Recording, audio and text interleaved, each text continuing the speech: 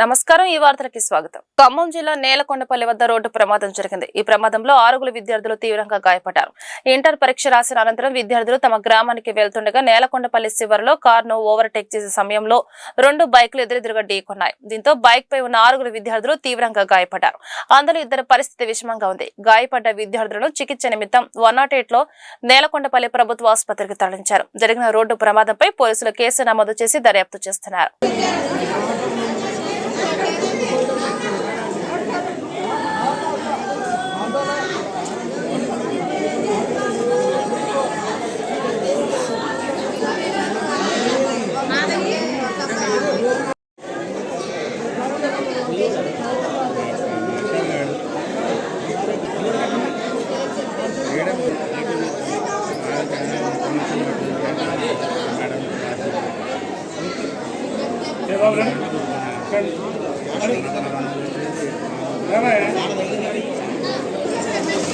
ఈ 2 నిమిషాల కోసం స్టాండ్ ఒక్క సెకండ్ ఆగేదండి.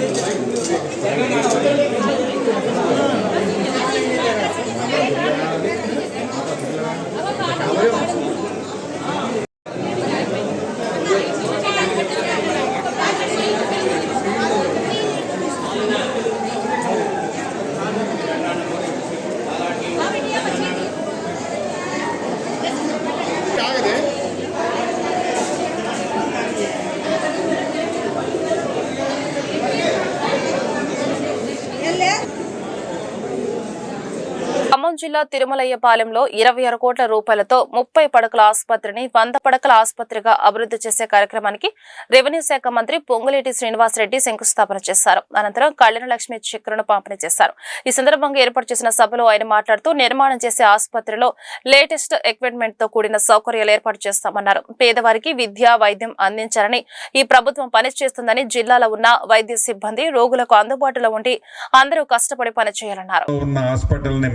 విధంగా అన్ని వసతులను మిగిలిన వసతులను కూడా ఈ రాబోయే కొన్ని నెలలలో ఇక్కడ కూడా ఏర్పాటు చేసుకోవటం జరుగుద్దని ఈ వేదిక ద్వారా ఈ మండల ప్రజలకి, నా కుటుంబ సభ్యులందరికీ వేదిక ద్వారా తెలియజేస్తున్నాను. ప్రధానంగా డాక్టర్లను ఒకటే గతం నుంచి రిక్వెస్ట్ చేస్తున్నాను. ఈ ప్రభుత్వం పేదోడు ప్రభుత్వం. పేదోళ్ళకి విద్య, వైద్యం ఈ 2 మంచివి ఇవ్వాలని దృఢ సంకల్పంతో గౌరవ ముఖ్యమంత్రి రేవంత్ రెడ్డి గారి నాయకత్వంలో ఈ ప్రభుత్వం పనిచేస్తుంది.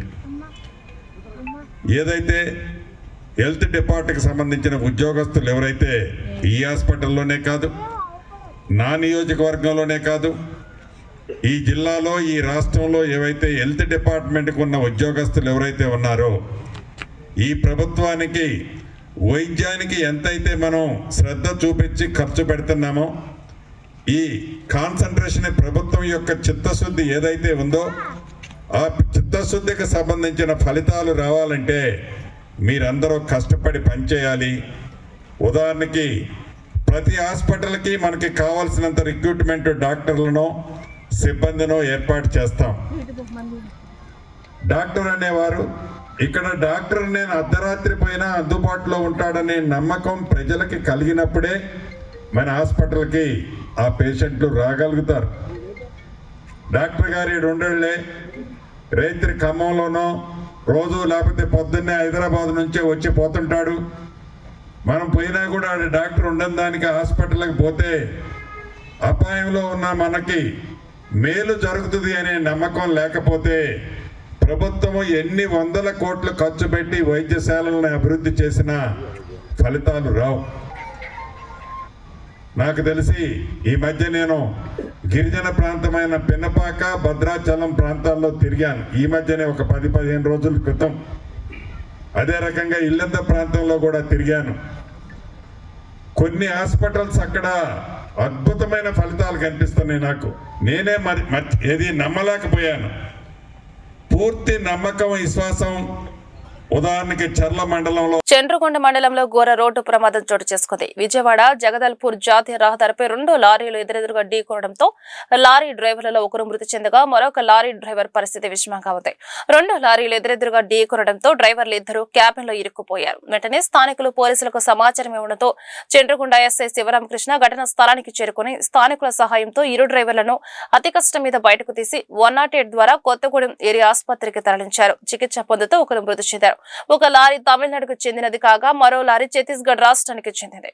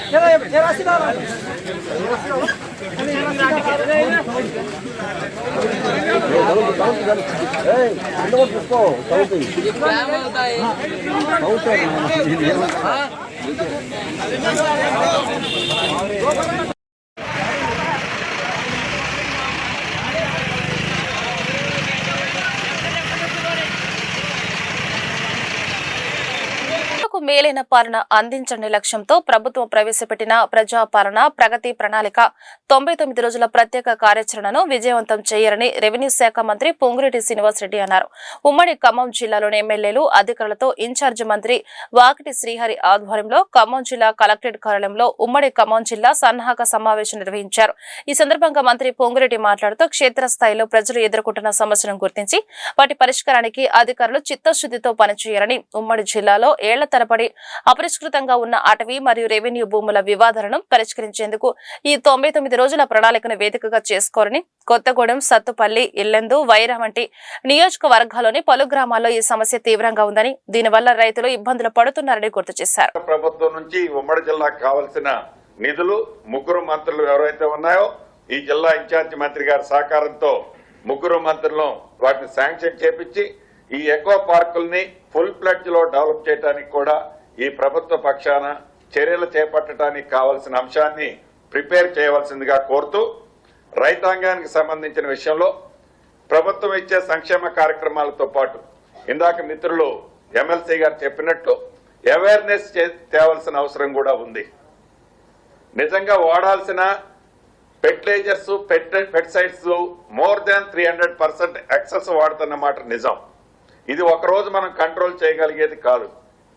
అయినా కూడా అవేర్నెస్ తీసుకురావాల్సిన బాధ్యత ఉంది.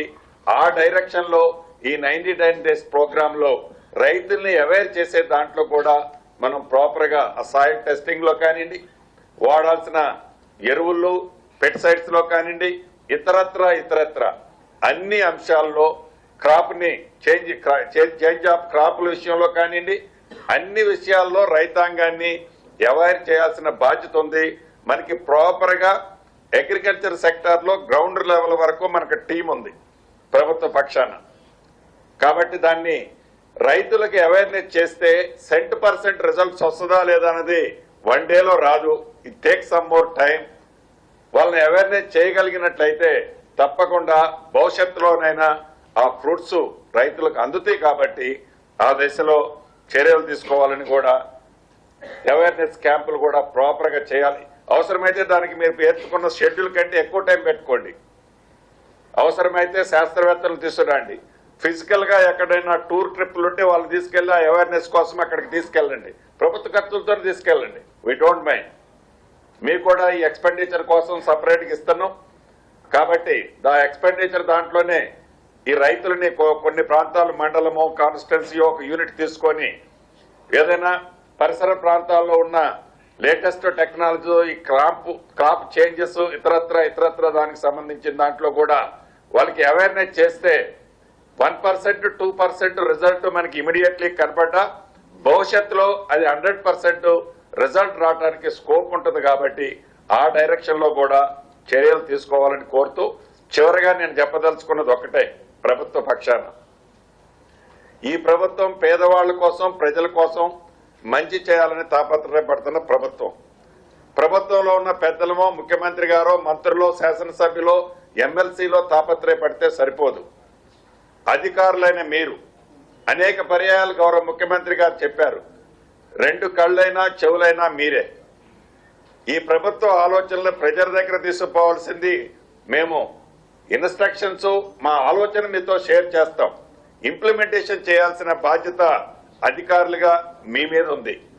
దయచేసి ఎస్పెషల్లీ ఎడ్యుకేషను, హెల్త్, అగ్రికల్చర్తో పాటు మిగిలిన సెక్టార్లో ఉన్న అధికారులంతా ఈ 99 డేస్ ఏదో మనం టైం పాస్ కోసం పెట్టుకున్న కార్యక్రమం కాదు.